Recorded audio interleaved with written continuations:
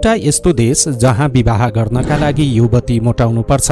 यो देशमा अझै पनि दास प्रथा जीवित रहेको मानिन्छ। यो देशमा अन्तरिक्षबाट देखिने मानिसको आँखा जस्तै गरेको संरचना छ। दर्शकवृन्द, आज हामीले यस्तै रहस्यहरूले भरिएको अफ्रिकी देश मौरिटेनियाको बारेमा रोचक जानकारीहरू प्रस्तुत गर्दैछौँ। कृपया भिडियो अन्तिमसम्म हेर्नुहोला। हाम्रो युट्युब च्यानल एचडी अनलाइन मिडियामा नयाँ हुनुहुन्छ भने कृपया हामीलाई सब्स्क्राइब गर्नुहोला र तपाईले यो भिडियो कुन ठाउँदेखि हेर्दै हुनुहुन्छ कमेन्टमा लेख्नुहोला।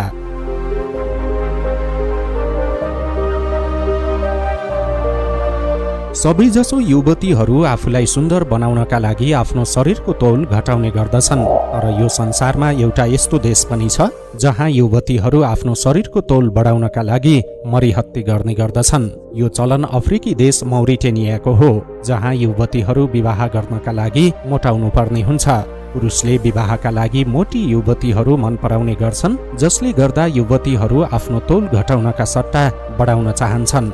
उनीहरूलाई मोटाउनका लागि परिवारबाट दबाब दिने गरिन्छ, जसका कारण युवतीहरूले आफ्नो शरीर मोटो बनाउनका लागि पौष्टिक र उच्च क्यालोरी युक्त खानेकुरा डाइट चार्टको फलो गर्नका साथै दिनमा 16,000 क्यालोरीसम्म खानेकुरा खाने गर्छन्। स्वदेशमा मोटो हुनु सम्पन्नता, सुन्दरता र सुखको प्रतीक मान्नका साथै मोटी युवतीसँग विवाह गर्दा युवकको दाम्पत्य जीवन सुखी हुने पनि मान्यता रहेको छ। दर्शकवृन्द, मौरिटानिया उत्तर अफ्रिकाको पश्चिमी भागमा अवस्थित एउटा सानो देश हो, जसलाई मगरेब क्षेत्रको हिस्सा मानिन्छ। यो पहिले फ्रान्सेली उपनिवेश थियो। मौरिटानियाको लगभग 90% क्षेत्र सहारा मरुभूमिको भाग हो र यस कारणले गर्दा देशको अधिकांश जनसङ्ख्या देशको दक्षिणी भागमा बसोबास गर्ने गर्दछन्। यहाँ कम वर्षा हुने गर्दछ। मौरिटानियाको पूर्वमा माली, पश्चिममा एटलान्टिक महासागर, उत्तरमा पश्चिमी सहारा, उत्तर पूर्वमा अल्जेरिया र दक्षिण पश्चिममा सेनेगल रहेको छ। मौरिटानियाको लगभग 2/3 भूभाग सहारा मरुभूमिले ओगटेको छ। यहाँको भूभाग प्राय बाँझो समतल मरुभूमि छ। देशको बीचमा केही पहाडहरू पनि रहेका छन्। यसो त विश्व भूगोलमा मौरिटेनिया देशको छुट्टै स्थान छ। धर्म, संस्कृति, भाषा, रहनसहन, पहिरन जस्ता यस देशमा धेरै चीजहरू छन् जसले यस देशलाई अन्य देशहरू भन्दा फरक पार्छ। मौरिटानिया लामो समयदेखि विश्वको सबैभन्दा गरिब देशहरूको सूचीमा परिरहेको छ। यसको राजधानी नुवाकचोट हो। मौरिटानिया पश्चिम अफ्रिकाको एक कम जनसङ्ख्या भएको देश हो। यो देशको जनसङ्ख्या 48 लाख भन्दा बढी रहेको छ।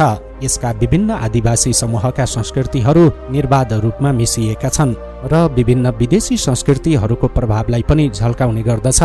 मौरिटानियनहरू बीचको प्रमुख जातीय समूहलाई मौरेस वा मोर्स भनिन्छ। यस देशमा अधिकांश मानिसहरू इस्लाम धर्म मान्ने गर्दछन्। यसको क्षेत्रफल 10,30,700 वर्ग किलोमिटर रहेको छ। यसो त आधा भन्दा बढी मौरिटानीहरू कृषिमा कार्यरत छन्। एक तथ्याङ्क अनुसार मौरिटानियाको जनसङ्ख्याको लगभग 40% मानिसहरू गरिबीको रेखामुनि रहेका छन्। देशको लगभग 60% क्षेत्र बलौटे र चट्टानी मरुभूमि छ। दर्शकवृन्द, अरबी मौरिटानियाको आधिकारिक र राष्ट्रिय भाषा हो। पुल्लर, सोनिन्के र बुल्फ पनि राष्ट्रिय भाषाको रूपमा प्रयोग गरिन्छ। फ्रेन्च भाषा मिडिया र शिक्षित वर्गहरूमा व्यापक रूपमा प्रयोग गर्ने गरिन्छ। यो देश लामो समयसम्म फ्रान्सेली उपनिवेशमा रह्यो।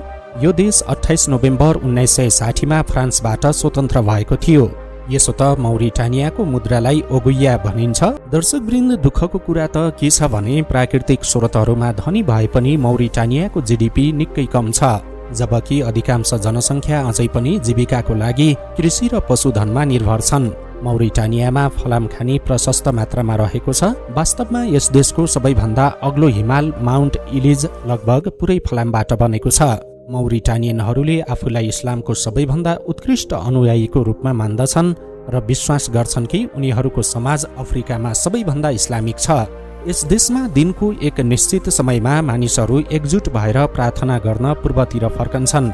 मौरिटानियनहरूले पारिवारिक एकतालाई धेरै महत्त्व दिन्छन्। खाना खाँदा घरका सदस्यहरू प्राय सँगै खाने गर्दछन्। यो देशमा दिउँसो र बेलुकाको खानापछि चिनी र पुदिनाले भरिएको हरियो चियाको स्वाद लिने चलन रहेको छ।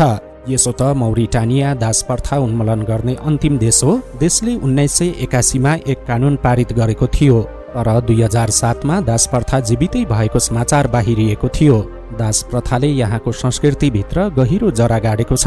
त्यसो त अझै पनि यहाँ दास प्रथा व्याप्त छ। मौरिटानियामा अझै पनि 90,000 भन्दा धेरै दासहरू रहेको बताइएको छ। दर्शकवृन्द, तपाईलाई यो सुन्दा अचम्म लाग्ने छ कि मौरिटानियाको मरुभूमिमा एउटा ठूलो आँखा छ जुन अन्तरिक्षबाट देखिन्छ। तपाईँ पनि कल्पना गर्नुहोस्, अन्तरिक्षबाट पृथ्वीलाई तल हेर्दा एक आँखाले तपाईलाई फर्केर हेरिरहेको छ। द रिचर्ड स्ट्रक्चर भनेर चिनिने यो आँखाको व्यास करिब 40 किलोमिटर छ र यो बुल्स आई जस्तो देखिन्छ।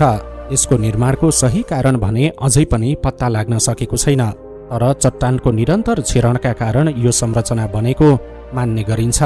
यस्तै संसारको सबैभन्दा लामो रेलहरू मध्ये एक मौरिटानियामा पाइन्छ। यो करिब 3 किलोमिटर लामो रहेको बताइएको छ। दर्शकवृन्द, यो त रह्यो मौरिटानियाको बारेमा रोचक जानकारी। तपाईलाई यो भिडियो कस्तो लाग्यो? राम्रो लाग्यो भने लाइक, कमेन्ट तथा शेयर गर्न नभुल्नुहोला। अर्को श्रृङ्खलामा अझै रोचक विषयवस्तुहरू लिएर आउनेछौँ भन्दै आजको श्रृङ्खलाबाट बिदा हुन्छौँ। नमस्कार।